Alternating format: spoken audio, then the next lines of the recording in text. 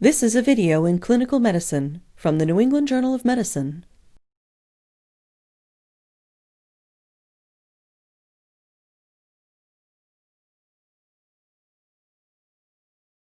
Providing positive pressure ventilation with a face mask and a bag valve device can be a life-saving maneuver. Although seemingly simple, the technique requires an understanding of the airway anatomy, the equipment, and the indications. Developing manual skills is necessary to provide adequate face mask ventilation. While endotracheal intubation is frequently the definitive airway management approach for patients in respiratory failure, it is not always feasible. In these circumstances, ventilating a patient with a face mask can be an invaluable temporizing measure. The purpose of this video is to demonstrate the equipment and technique used to provide positive pressure ventilation with a face mask and a bag valve device. Face mask ventilation is used in patients with respiratory failure but who are still spontaneously breathing and patients with complete apnea. Face mask ventilation can be indicated after the induction of general anesthesia, the administration of neuromuscular blocking agents, narcotic overdose, cerebrovascular accidents, cardiopulmonary resuscitation, and other situations in which spontaneous breathing is failing or completely ceases. Face mask ventilation is rarely contraindicated in patients with respiratory failure or cardiopulmonary arrest. However, caution is advised in patients with severe facial trauma and open eye injuries. In addition, foreign materials such as gastric contents and blood in the airway may lead to fatal aspiration pneumonitis. In those circumstances, alternative approaches, including immediate endotracheal intubation or tracheotomy, may be necessary. There are many types of face masks, varying in design, size, and construction materials. Transparent masks are preferred because they allow for inspection of lip color, condensation, secretions, and vomitus. Face masks consist of three parts: the rim, the body, and the connector. The rim of the mask provides the seal with the face. Many masks have an inflatable cushioned rim, which creates a better seal with facial contours. Some masks have a malleable body, which can be molded to the face, thus reducing dead space. Masks equipped with a ring with hooks can be used with a mask strap to better hold the mask on the face, but may prevent rapid removal of the mask, for example, when suctioning the oral cavity is necessary. The connector of the mask is a standardized 22 mm diameter orifice and connects the mask to a bag valve device. To maintain a good seal, it is imperative for the mask size and shape to conform to the facial anatomy. This is particularly important in the pediatric population. Thus, several mask shapes and sizes should be readily available. There are a variety of bag valve designs available. All have a self-inflating bag and a non-rebreathing unidirectional valve. The valve is designed to function during both spontaneous and manually controlled ventilation. Because bag valve devices can operate without an oxygen source, it is important to ascertain that supplemental oxygen is flowing through the bag valve device when indicated and available. Bag valve devices can be equipped with an oxygen reservoir of varying design. If the reservoir bag fills, oxygen is flowing. Oxygen flow through bag valve devices with a tube reservoir can be confirmed by listening to the sound of gas flowing. The purpose of these reservoirs is to maximize the delivered oxygen concentration. A bag valve device's capability for delivering positive pressure ventilation should be tested before use. This can be achieved by sealing the bag valve device connector with the thumb and squeezing the bag with reasonable force. If it is difficult to compress the bag, or if air is forced between the connector and the thumb, positive pressure can be delivered.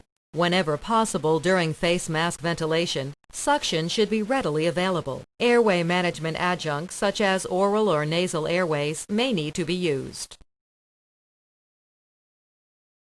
Before beginning face mask ventilation, it is prudent to examine the patient's oral cavity when possible. Smaller dental prosthesis or other foreign bodies can be swallowed or aspirated. One may consider leaving full dentures in place to provide a better mask seal. The most common method to hold the mask consists of placing the thumb and index finger on the body of the mask while the other fingers pull the jaw forward and extend the head. The middle and ring finger are placed on the ridge of the mandible, and the fifth finger is placed behind the angle of the mandible. The tongue is the most common cause of airway obstruction. It is important to minimize the pressure applied to the submandibular soft tissues, as this may further obstruct the airway by pushing the tongue against the palate. Maintaining an adequate seal while extending the head, thrusting the jaw forward, and squeezing the bag with the other hand may require considerable manual strength and coordination.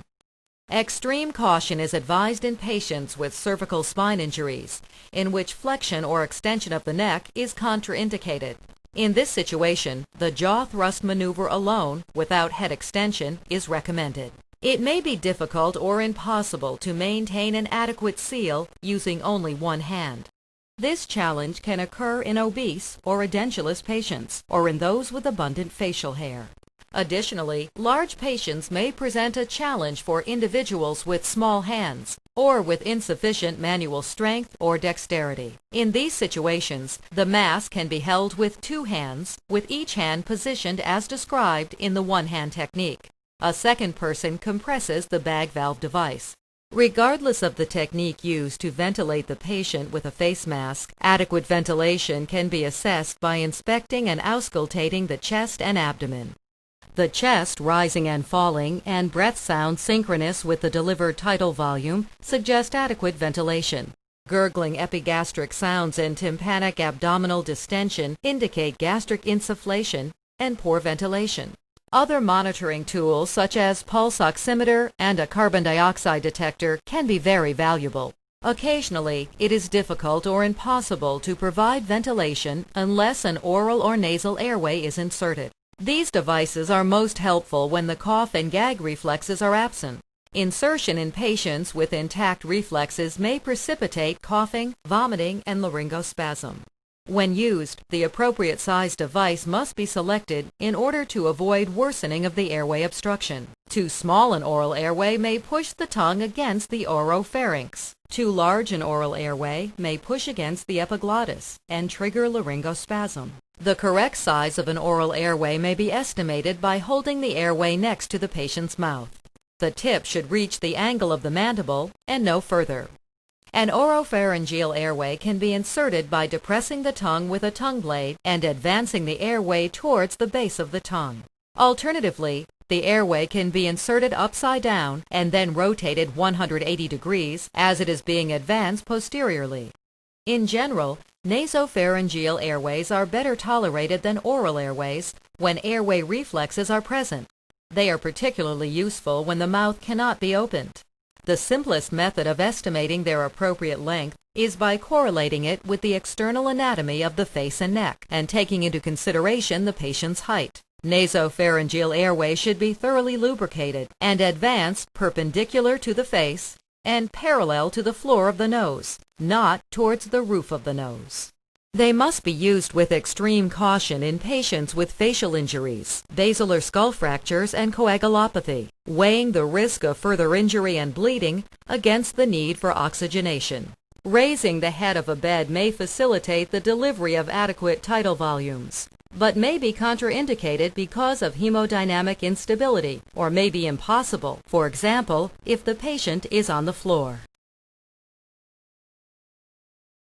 When the patient is breathing spontaneously, one must synchronize the delivered tidal volume with the patient's inspiration. Regardless of the presence of spontaneous respiratory effort, when excessive pressure is delivered to the airway, gastric insufflation may occur. This may lead to a vicious cycle of increased intra-abdominal pressure, which requires higher peak inspiratory pressure and can result in further gastric insufflation. This not only reduces effective ventilation, but predisposes patients to vomiting or regurgitation. Complications other than the inability to ventilate can occur, including corneal abrasions and blindness in the presence of a severe eye injury. Soft tissue injuries, particularly to the bridge of the nose and lips, may result when excessive pressure is applied. Complications such as trigeminal and facial nerve compression have been reported due to continuous, prolonged pressure on the facial structures.